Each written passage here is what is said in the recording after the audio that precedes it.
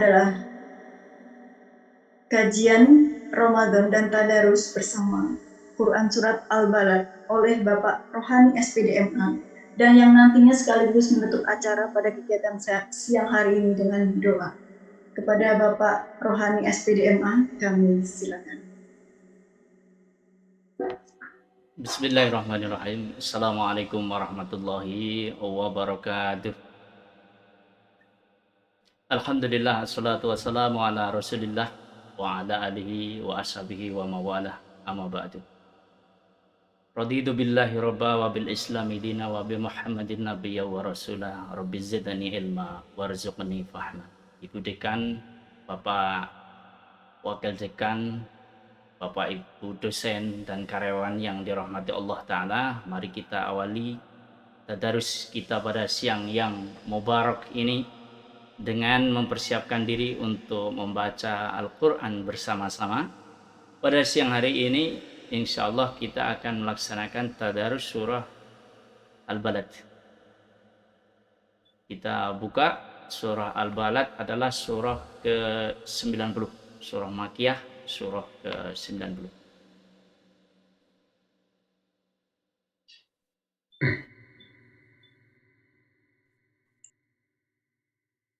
Dipersilahkan untuk mempersiapkan Bapak Ibu, mempersiapkan Al-Qur'annya, mushaf Al-Qur'annya.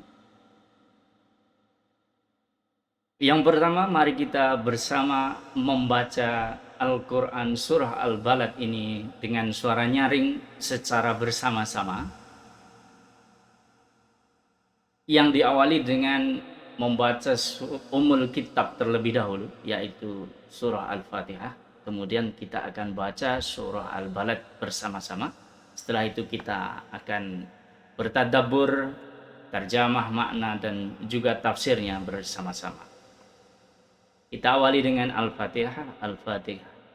A'udzu billahi minasy syaithanir rajim. Bismillahirrahmanirrahim. Alhamdulillahi rabbil alamin. Ar-Rahmanir Rahim. Maliki yaumiddin. Iyyaka na'budu wa iyyaka nasta'in. Ihdinas siratal mustaqim. Siratal ladzina an'amta 'alaihim ghairil maghdubi 'alaihim waladdallin. Amin. A'udzu billahi minasy syaithanir rajim. Bismillahirrahmanirrahim. لا أقسم بهذا البلد وأنت حل بهذا البلد ووالد وما ولد لقد خلقنا الإنسان في كبد أيحسب أن لن يقدر عليه أحد يقول أهلكت مالا لبدا أيحسب أن لم يره أحد ألم نجعله عينين ولسانا وشفتين وهديناه النجدين فلاقتحم العقبة وما أدراك ما العقبة فك رقبة أو إدعام في يوم ذي مسغبة. Kita ulang yang ayat ini.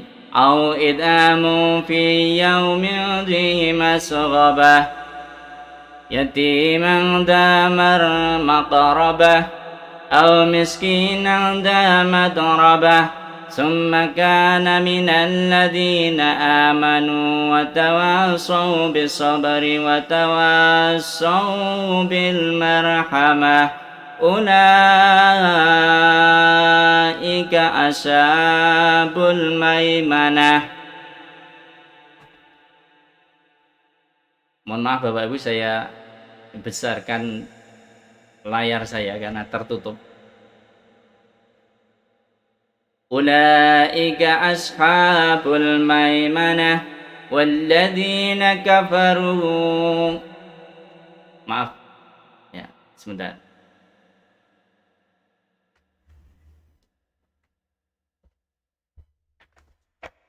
Kita ulangi dari walladzina kafaru. Walladzina kafaru bi ayatina hum ashabul mash'amah alaihim narun mu'sadah. Kita ulangi lagi dari ayat yang ke-16 Bapak Ibu. Au miskinan dza madrabah thumma kana minal ladzina amanu wa tawasaw bisabri wa tawasaw bil marhamah ulaika ashabul maimanah والذين كفروا بآياتنا هم أصحاب المشأمة عليهم نار مؤصدة. Sadaqallahul adzim. Bapak Ibu yang dirahmati Allah Subhanahu wa taala. Surah Al-Balad ini adalah surah Makkiyah, surah yang diturunkan di Makkah pada periode dakwah Rasulullah di Makkah.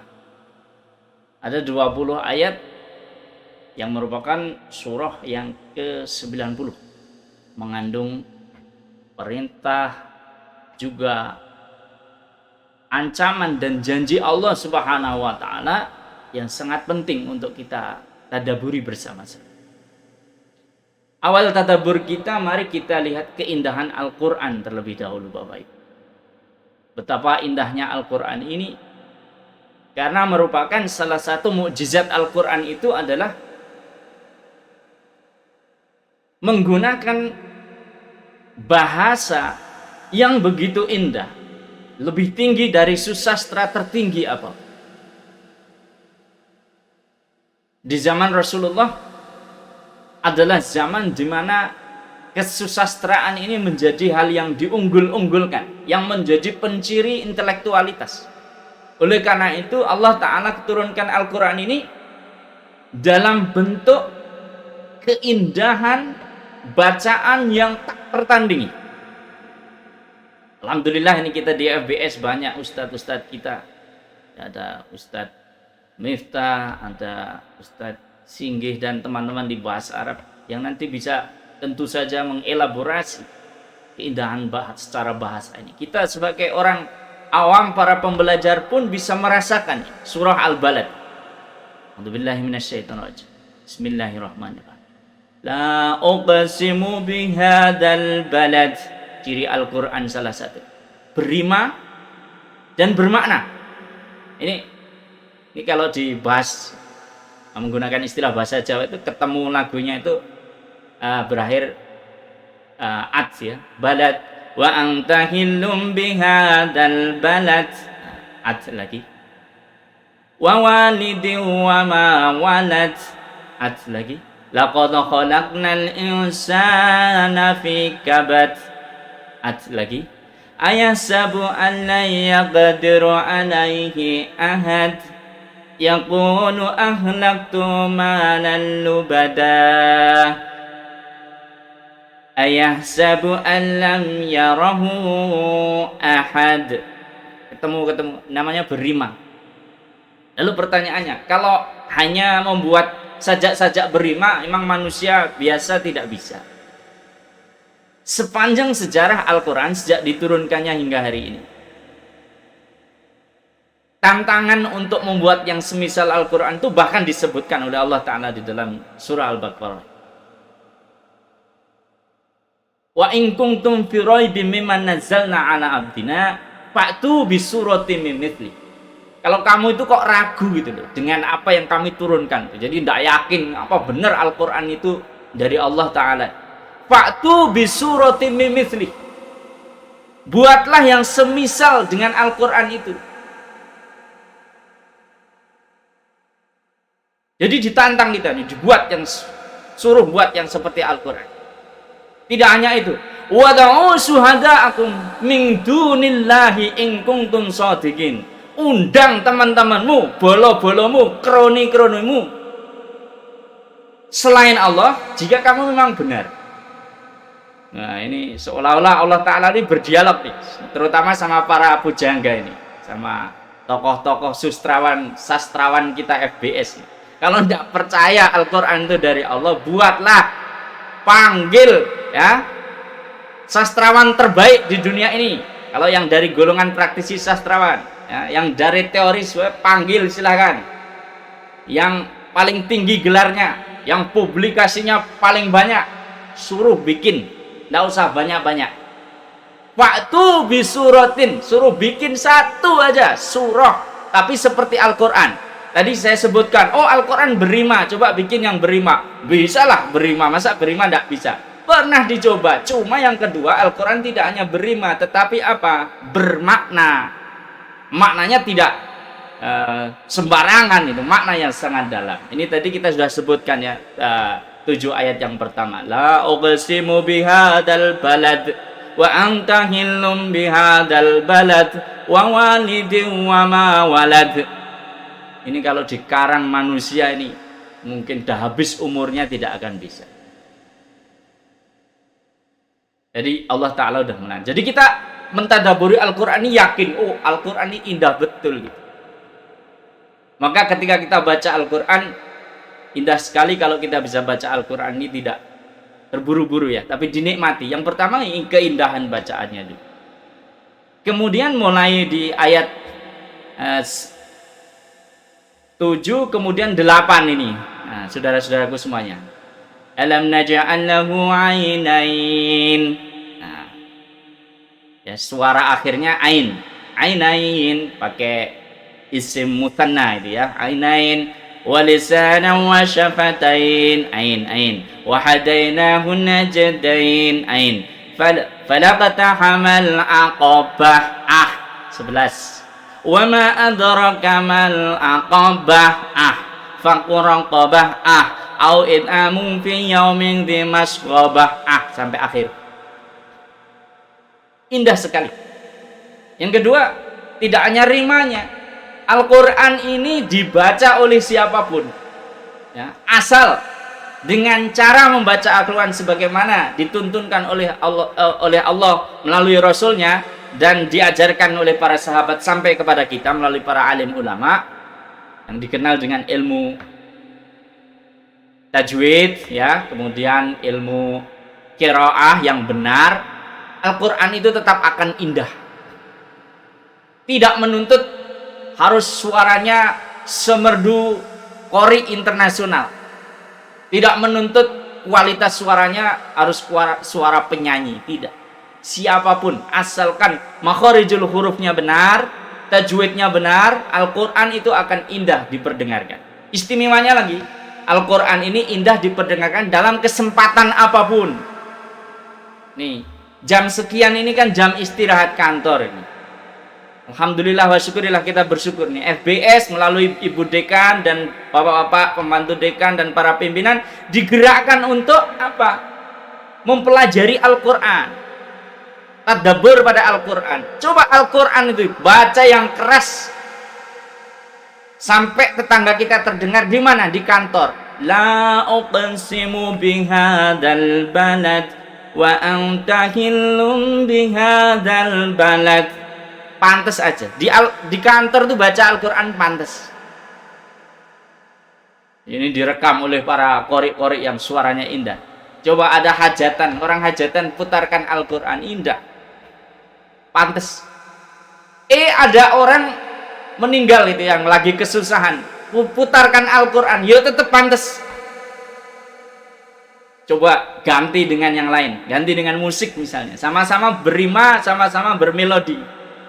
Silahkan ya, musiknya almarhum Mas Didi Kempot misalnya ya, yang Godfather of Ambiar Society ya. Bapak komunitas Ambiar ini. Nah, mungkin musiknya Mas Didi Kempot saat pesta menambah hingar-bingarnya pesta. Tapi coba ada orang kepaten itu keseripahan, silahkan putarkan bujulur gitu. Nanti seperti apa reaksinya masyarakat dan reaksi yang kena musibah? Tidak pas. Kenapa? Karena memang bukan untuk itu. Sementara Al-Quran itu diputarkan kapanpun itu menjadi penyembuh, menjadi syifa, ya, pelipur hati, pelipur lara. Jadi alhamdulillah, syukurillah, FBS insya Allah berkah barokah, UNES berkah barokah. Kenapa? Karena mengistirahatkan kita di sela-sela kegiatan kantor ini dengan bacaan Al-Quran yang sangat indah. Lalu kita tadaburi makna dan terjemahnya, saudaraku semuanya. La uqsimu bihadzal balad. La uqsimu, sungguh aku bersumpah. Siapa ini yang bersumpah? Allah. Bihadzal balad, dengan negeri ini. Balad itu negeri. Ya, kalau kita pernah dengar baldatun, ya, baldatun thayyibatun wa rabbun ghafur, itu balad, balad, negeri. Aku bersumpah dengan negeri ini. Negeri yang dimaksud itu negeri siapa? Negeri apa? Para mufassir, saya merujuk kepada tafsir Ibnu Katsir, tafsir Jalalain, kemudian kitab Riyadhus Shalihin ya untuk rujukan hadisnya, kemudian kitab-kitab hadis Kutubus Sittah. Apa yang kita pelajari dari karya para alim ulama besar, karya klasik, itu yang dimaksud dengan balad di sini adalah negeri Mekah. Allah Subhanahu wa taala bersumpah dengan negeri Mekah. Ya. Makkah ini adalah sebuah negeri yang merupakan negeri yang diberkahi. Maka di Al-Quran di bagian yang lain itu ada ya ayat tentang kemuliaan kota Makkah, itu misalnya tentang Ka'bah ini. Inna awwala baiti wudi'a lalladzi bi Bakkata mubarakah itu. Nah, yang pertama kali dibangun tempat ibadah itu lalladzi bi Bakkata, yakni di Bakkah. Bakkah itu nama lain dari Makkah. Jadi ini yang dimaksud ini di sini. Allah Subhanahu wa taala itu bersumpah dengan kemuliaannya kota Makkah. Lalu selanjutnya wa anta hillum bihadzal balad, dan kamu bertempat bihadzal balad, hillum bihadzal balad. Wa anta ini siapa? Nabi Muhammad sallallahu alaihi wasallam. Kamu bertempat di mana?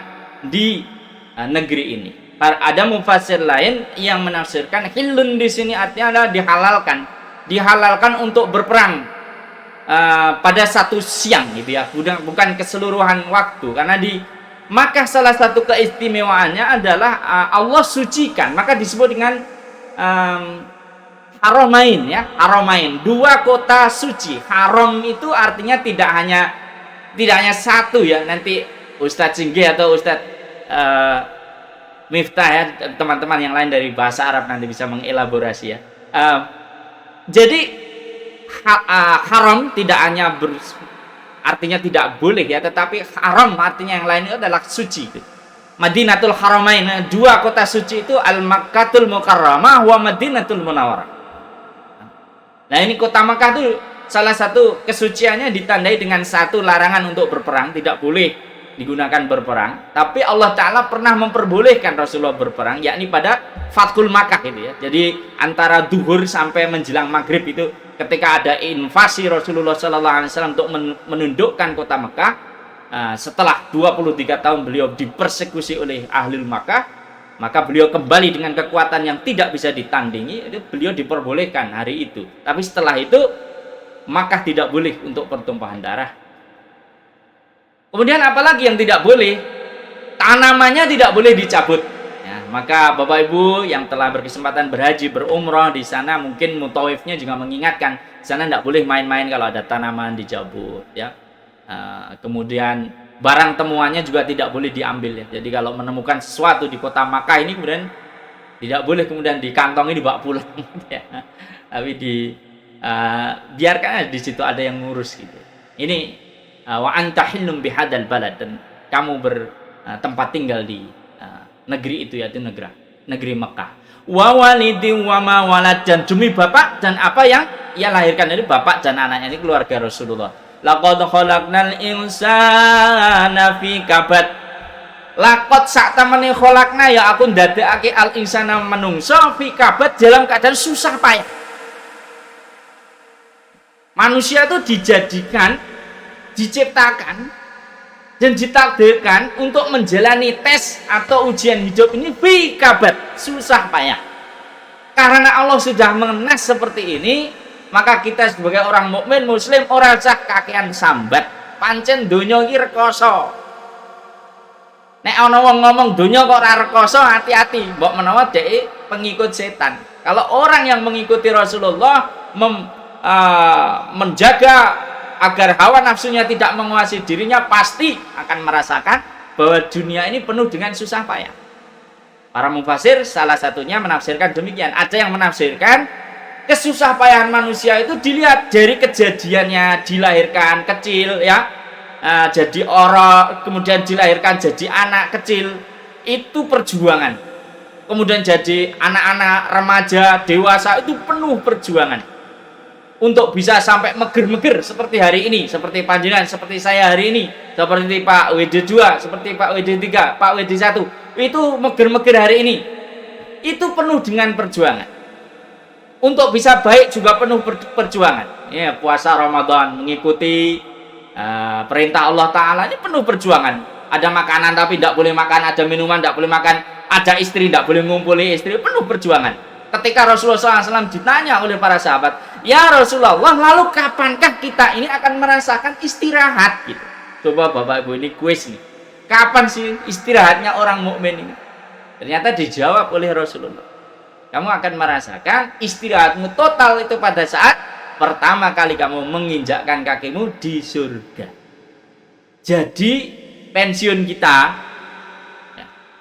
freedom kita itu tidak di dunia ini.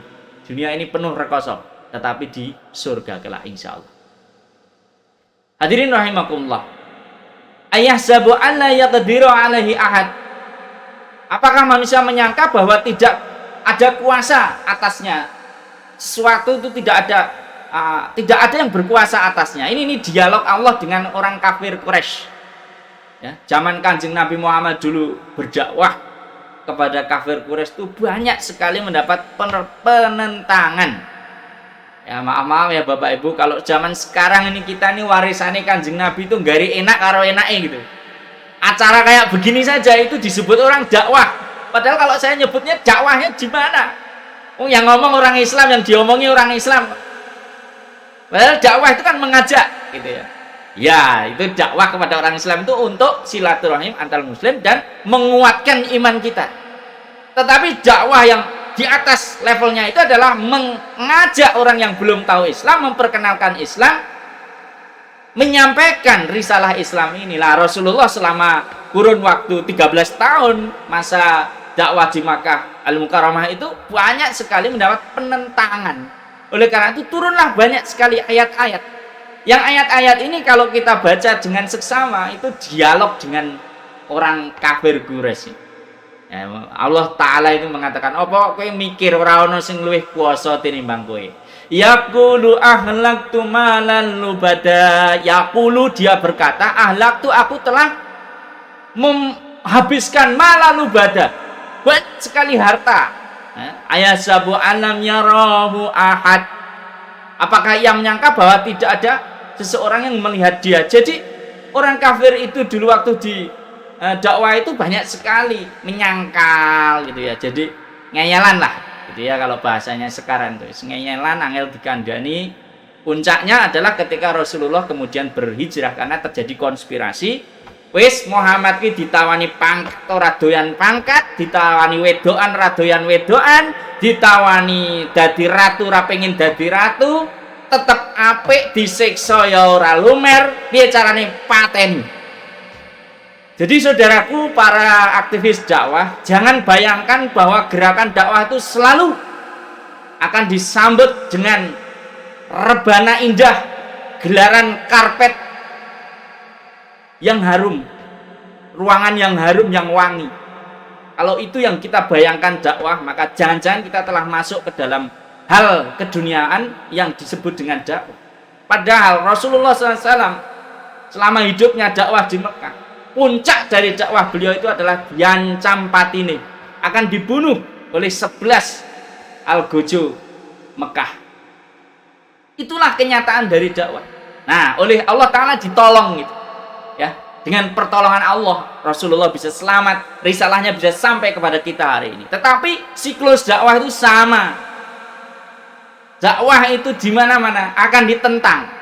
Kenapa? Karena dolalah, ya, kedoliman, kesesatan itu tidak bisa akur sama kebaikan. Nah, kalau Islam sampai kepada diri kita hari ini, itulah rahmat Allah yang terbesar. Kenapa? Melalui para alim ulama bisa sampai kita sampai hari ini itu dengan strategi dakwah, pendekatan dakwah. Tapi jangan pernah dipikir bahwa dakwah itu selalu mulus diterima. Dakwah itu selalu wah ini Al-Quran, wah ini firman Allah. Tidak selamanya seperti itu. Tidak semua orang percaya, tidak semua orang mau. Ada juga orang yang percaya tapi maunya milih-milih, yang dia suka saja, yang tidak suka dia tidak mau ambil, yang enak saja, yang tidak enak, yang tidak cocok sama dia tidak mau ambil, dan seterusnya. Lalu Allah Ta'ala memberikan ini ya, dialog lanjutannya. Alam naj'alahu ainain, bukankah kami telah jadikan bagimu itu 2 mata itu. Jadi orang kafir itu jak mikir, lu matamu, lu matamu loro, ini ciptaane Gusti Allah, mosok kowe ora mikir. Ini bahasanya kita seperti itu. Walisana wasyafatain, dan lisan, lidah, wasyafatain, dan 2 buah bibir, itu juga paringane Gusti Allah, gitu ya. Inilah bedanya ketika kita sudah dalam hidayah sebagai seorang mukmin muslim, melihat anggota tubuh kita saja itu sudah merasakan kebesaran Allah. Ya, kita punya 2 bibir, punya 2 mata, punya lidah. Itu siapa sih yang menciptakan lidah kok iso ngerasakin di asin, di pahit, di manis? Itu kalau bukan Allah yang menciptakan, siapa? Mau ngomong apa orang ateis itu? Mau bilang itu nature, natural begitu. Kalau pas tidur dia ternyata tidak bisa merasakan lagi, shutdown sementara. Agama bisa menjelaskan ruhnya orang tidur dipegang untuk sementara. Agama bisa menjelaskan. Orang yang tidak paham dengan dan tidak meyakini dengan Tuhan itu sebenarnya memang orang yang belum menemukan. Kenapa? Karena secara fitrah tidak mungkin keberadaan kita yang secanggih ini, alam yang sebesar ini tidak ada yang menciptakan. Allah yang menciptakan. Lalu Allah sudah menciptakan itu, kemudian wahadainahu najdain, dan kemudian ditunjukkan 2 jalan najdain. 2 jalan, ingat-ingat, selalu 2 jalan ini, ya, jalan ke kanan sama jalan ke kiri. Falaqtahamal aqabah, maka tetapi tidak ia menempuh jalan al-aqabah, jalan yang menanjak. Jadi ini sering kita dengar ya dari para orang bijak, apalagi sekarang di masa medsos itu orang pinter sekali membuat meme-meme dakwah. Kadang-kadang ya lucu tapi banyak yang ngawur juga. Itu ya. Katanya surga itu mahal tapi orang masih mau berebut membeli. Sementara maaf kuali ya. Neraka itu mahal. Neraka itu mahal tapi orang berebut untuk membeli. Sementara surga itu begitu murahnya, tapi orang tidak mau untuk masuk ke situ. Hadirin rahimakumullah. Kalau akhir-akhir ini yang beredar karena ini musim Ramadan itu ya lucu juga. Allah janjikan surga dengan puasa, tapi kalian pilih warteg gitu ya. Jadi pilih warteg itu maksudnya menyelinap ke warteg gitu ya, jadi makan gitu ya, tidak berpuasa Ramadan padahal tidak udur gitu. Padahal puasa itu ganjarannya surga gitu. Tapi kok milih kok warteg gitu. Mbok yo naik ke sidik ya warung Padang gitu ya. Bapak Ibu yang dirahmati Allah Ta'ala, kemudian Allah Ta'ala, kenapa kamu tidak memilih jalan yang menanjak gitu.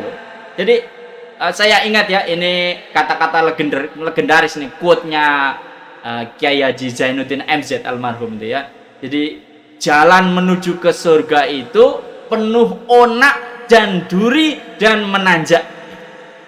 Jadi kita ulangi lagi biar kita paham dan kita yakin gitu. Kalau kita menuju jalannya itu kok menuju ke surga itu mesti rekoso gitu. Mesti rekoso. Sementara jalan menuju ke neraka itu lebar bertabur bunga gitu ya, karena penuh dengan hedonisme, keindahan dan kenikmatan. Lalu ini gaya bahasa Al-Qur'an ini. Bapak Ibu sekalian, banyak sekali ya Al-Qur'an itu kalau ada menerangkan sesuatu itu kemudian ditanyakan gitu. Wa ma adraka mal aqabah. Lalu jalan yang menanjak itu apa? Nah, diterangkan, ditanya, diterangkan. Indah sekali. Fakku raqabah, memerdekakan budak. Ya kok memerdekakan budak kok?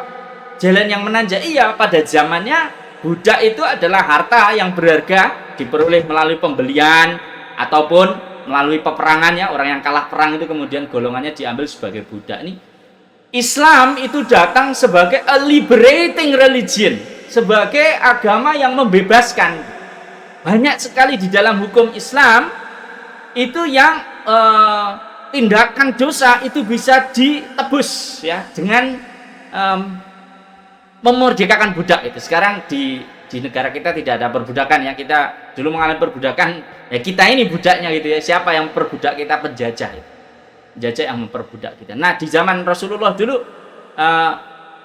Islam datang itu sudah menganulir ya. Jadi perbudakan itu tidak di-approve ya, tidak direstui oleh Islam. Islam discourages slavery. Jadi Islam tidak merestui perbudakan, sehingga memerdekakan budak itu merupakan sesuatu perbuatan yang sangat baik, begitu ya. Rasul Shallallahu Alaihi Wasallam di dalam sabdanya menyampaikan bahwa memerdekakan budak itu akan diberi hadiah gitu ya. Orang yang diberi orang memerdekakan budak itu diberi pahalanya ada pembebasan api neraka. Bahkan dikatakan dalam intisari hadis itu tangan dengan tangan, artinya budaknya dibebaskan tangannya, nanti tangan si orang bosnya ini yang membebaskan budak ini tangannya juga akan dibebaskan dari neraka, kaki dengan kaki dan seterusnya. Membebaskan budak. Kemudian apalagi? Ya, au it'amum fi yaumin dzi masghobah, yaitu memberi makan pada hari kelaparan. Sudah lapar memberi makan. Nah, ini kalau dikontekstualkan dengan keadaan sekarang nih, musim corona, musim covid ya, sulit ekonomi, susah. Saya bicara sama tetangga, Pak, sekarang ekonomi lagi susah karena gara-gara ada pandemi global ini. Jawabannya, yang tidak susah PNS tetap gajian, ya wis alhamdulillah. Tapi PNS itu cuma berapa persen dari populasi rakyat Indonesia dan rakyat dunia ya. Jadi kalau mau menimbang ekonomi rakyat tuh jangan ditimbang di kampus, itu bukan representasi rakyat, itu adalah minoritas. Hidup di sekarang yang sesungguhnya itu tidak di dalam gedung B2, B3, B4, itu hidupnya orang elit. Hidup yang sesungguhnya itu di jalan sepanjang sekarang itu, di pinggir lapangan Banaran, yang dulu dapat uang dari jualan dawet, yang dulu dapat uang dari nyewakan kos-kosan, kemana sekarang? Mereka kesulitan. Nah, dalam keadaan seperti itu tampillah FBS, tampillah UNES, menggerakkan zakat, menggerakkan infak untuk menyantuni. Bapak Ibu pasti tahu, apalagi Bapak Ibu yang penggerak sosial ya. Sejak Covid ini banyak sekali mahasiswa kita yang kesulitan mau bayar kuliah. Alhamdulillah ya, kita punya program.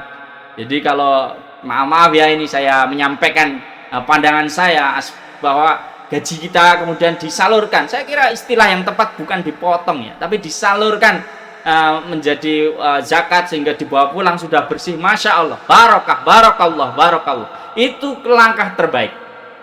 Itu adalah hal terpuji yang oleh agama diperintahkan. Ini memberi makan pada saat paceklik, meskipun kita lagi paceklik, tetap kita memberi makan, bersedekah. Yatim dan makrobah, kemudian menyantuni yatim piatu yang apa? Makrobah, yang ada kekerabatannya.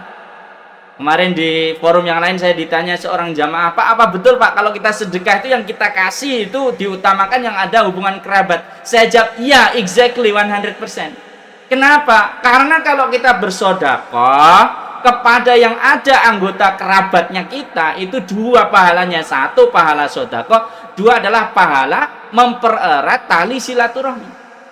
Silaturahim ya, garis keturunan. Silaturahmi ya saja. Sila rohim. Jadi rahim gitu ya. Ada yang mengatakan rahim itu artinya ada garis nasabnya. Jadi kalau kita mau sedekah untuk saudara kita yang masih kekurangan itu lebih baik. Setelah itu tetangga, setelah itu teman-teman dan seterusnya, kolega, teman-teman. UNES ini keluarga besar. Ya, maka jangan sampai ada keluarga besar UNES yang kekurangan sementara kita bergaji besar, bertunjangan besar, dolim sampean. Nah, jadi kanan kirinya lihat siapa kanan kirinya ya, pegawai rendahan dan keluarganya dan tetangganya. Santuni karena itulah harta yang akan abadi. Jadi harta yang akan abadi itu bukan remunerasi, tapi infak, zakat, sedekah, wakaf itu yang abadi. Remunerasi itu cuma istilah dunia, diterima setelah itu disalurkan, kembalikan lagi kepada yang membutuhkan. Kita bertransaksi kepada Allah Subhanahu wa taala. Sedikit lagi. Kemudian sumakana au miskinan dza matrobah, au miskinan dza matrobah, atau bersedekah kepada orang miskin dza matrobah itu turab itu debu ya. Jadi artinya orang miskin yang miskin sekali, miskin papa istilahnya, sangat miskin ya. Jadi orang yang tidak punya apa-apa. Nah, adakah sampai hari ini ya? Banyak Bapak Ibu sekalian. Jadi kalau kita sensitif, kita tahu siapa yang kekurangan, itu kita bersedekah kepada mereka. Sumakana minal ladina amanu wa tawassaw bis sabri wa tawassaw bil marhamah. Summa kemudian karena ada minal ladina amanu dari orang-orang yang beriman wa tawassaw bis sabri dan saling menasihati dalam kesabaran wa tawassaw bil marhamah dan menasihati dalam kelemah lembutan dan kasih sayang ya. Jadi tadi sudah dibilang ada orang yang menolak dakwah Rasulullah, tapi ada orang yang beriman ya. Yang beriman itu bagaimana? Tawassaw bil sabri, saling wasiat, saling menasihati untuk sabar. Seperti hari ini kita saling menasihati ya. Jadi kalau saya menyampaikan materi ini bukan saya menggurui Bapak Ibu lebih pintar dari saya barangkali, Bapak Ibu jauh ilmunya lebih tinggi dari saya, tetapi merupakan saling tawassaw bis sabri gitu ya. Tawassaw, kalau ini istilahnya orang netizen itu udah tirik-tirik bikin kata-kata kata-kata mutiara yang mengandung nasihat yang bagus, tapi terakhirnya dikasih self reminder gitu ya. Saya tahu maksudnya self reminder itu maksudnya memperhalus bahasa. Iki orang guru lo, iki ngandani awakku dhewe lah gitu. Bisobri wa tawassaw bil marhamah, dan kita juga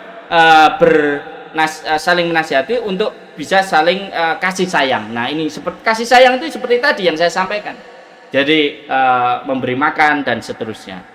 Ulaika ashabul maimanah, yang seperti itu ya, yang beriman, saling menasihati dalam kesabaran, kemudian memberi makan kepada orang yang miskin, kepada orang fakir miskin, itu ulaika yauki wong-wong ashabul maimanah, yang merupakan ahli golongan sebelah kanan, maimanah kanan.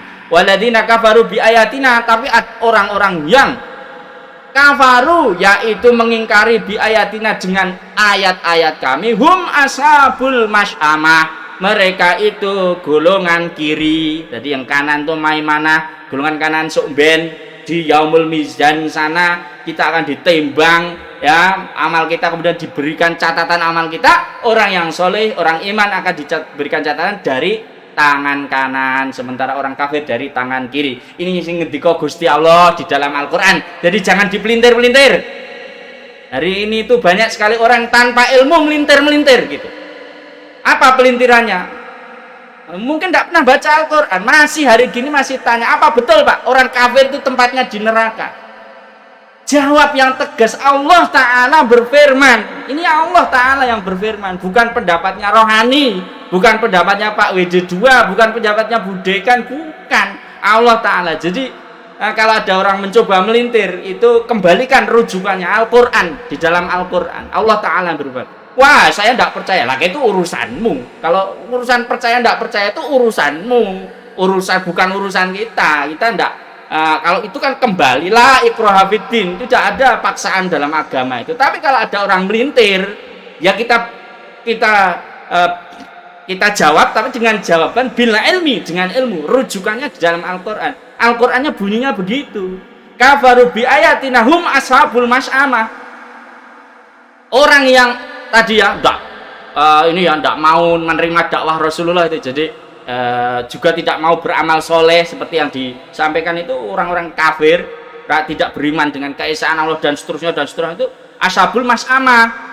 Dia ini golongan kiri, nanti menerima catatan amalnya kiri. Terus nasibnya bagaimana? Alaihim narum muqsadah, untuk mereka api neraka tertutup rapat muqsadah. Hadirin rahimakumullah, surah Al-Balad ini cetha welo-welo gamblang. Allah Ta'ala memberikan perintah kepada kita. Perintah untuk apa? Untuk memilih. Karena ada dua jalan. Allah perintahkan kita untuk memilih jalan yang menanjak. Yang menanjak itu membebaskan budak tadi. Di zaman kita, konteks kita sekarang mungkin tidak ada. Tapi kemudian it'amu fi yaumidhi masghobah, tetap sedekah, tetap infak walaupun keadaan lagi sulit. Menyantuni anak yatim, kemudian memberikan makan kepada para orang yang sangat fakir dan miskin. Kemudian orang beriman tawasau bisobri wa tawasau bil marhamah, ya, sesama orang beriman saling menasihati di dalam kesabaran dan marhamah, berkasih sayang. Orang beriman bersatulah dan berkasih sayang, karena itu adalah perintah Allah Subhanahu wa Ta'ala. Tadi ada kata-kata ini diingat-ingat nggih Bapak Ibu bareng-bareng. Kalau golongan kanan itu maimanah, golongan gitu mas'amah itu. Tapi kalau bahasa Arab umum tidak persis seperti ini ya. Ini bahasa Al-Qur'an ya. Nanti Ustadz Miftah atau Ustadz Singgih yang dari bahasa Arab nanti bisa diterangkan ya. Tapi ini saya punya kenangan manis nih. Waktu saya berhaji di Mekah suatu malam itu, pulang dari Masjidil Haram itu naik taksi agak kemalaman karena waktu itu ngantar teman yang sakit ya, jadi dorong tawaf dulu itu. Naik taksi, kemudian naik taksi itu, setelah naik taksi itu si sopir taksi tanya itu ya dalam bahasa Arab, kebetulan dia tidak bisa bahasa Indonesia sopir taksi. Ya, bahasa Arabnya kurang lebih mengatakan ini aina funduk dia, jadi hotelmu itu mana gitu. Nah, terus teman saya itu ya lucu gitu ya, karena dia pengen menunjukkan sama sopir taksi itu jalannya itu kalau lurus itu dia bilang sirotol mustaqim gitu ya, sirotol mustaqim, belok kanan itu maimanah, kemudian belok kiri mas'amah gitu. Ya, itu ngambil dari ini gitu, maimanah sama mas'amah itu, kanan kiri kan. Sopirnya ya rada kaget gitu, nampak ada raut muka heran. Begitu sampai depan hotel itu langsung teman saya bilang husnul khotimah gitu ya, sampai maksudnya sudah sampai ke hotel itu. Bapak Ibu sekalian, Bapak pembantu Bapak Wakil Dekan, ya, Bapak Wakil Dekan 1 2 3, kemudian Ibu Dekan yang sedang rapat. Moga-moga kita semuanya diberikan petunjuk oleh Allah Subhanahu wa Ta'ala, bisa kita tadabburi Al-Qur'an ini dan kita amalkan bersama-sama. Dan kalau ada salah kata atau kurang dalam saya menyampaikan, kurang tepat, kurang sesuai dengan pandangan atau mungkin metodologi yang Bapak Ibu pahami, saya mohon maaf yang sebesar-besarnya, dan mari kita akhiri dengan berdoa bersama-sama. A'udzubillahi minasyaitonirrajim. Bismillahirrahmanirrahim. Allahumma shalli wa sallim ala sayyidina Muhammadin sayyidil awwalin wal akhirin wa radhiyallahu tabaraka rabbana wa ta'ala an kulli sahabati Rasulillah ajmain. Walhamdulillahi rabbil alamin, hamdan na'imin, hamdan syakirin, hamdan ni'amah wa yukafi mazidah. Ya Rabbana lakal hamdu kama yanbaghi li jalali 'azimi sultan. Allahumma ighfir lana dhunubana wa li walidina wa li jadina wa jaddatina wa li ajdadina wa li walidahi wa li jami'il mu'minina wal mu'minat wal muslimina wal muslimat al ahya'i minhum wal amwat. Allahumma innaka 'afuwwun karim tuhibbul 'afwa fa'fu 'anna ya karim. Allahumma arhamna bil Qur'an waj'alna imama wa nura.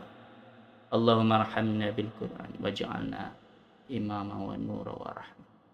Allahumma arinal haqqa haqqa warzuqna ittiba'ah wa arinal batila batila warzuqna ijtinabah. Wa sallallahu ala sayyidina Muhammadin nabiyil ummi wa ala alihi wa sahbihi wa barik wasallam. Walhamdulillahi Rabbil alamin.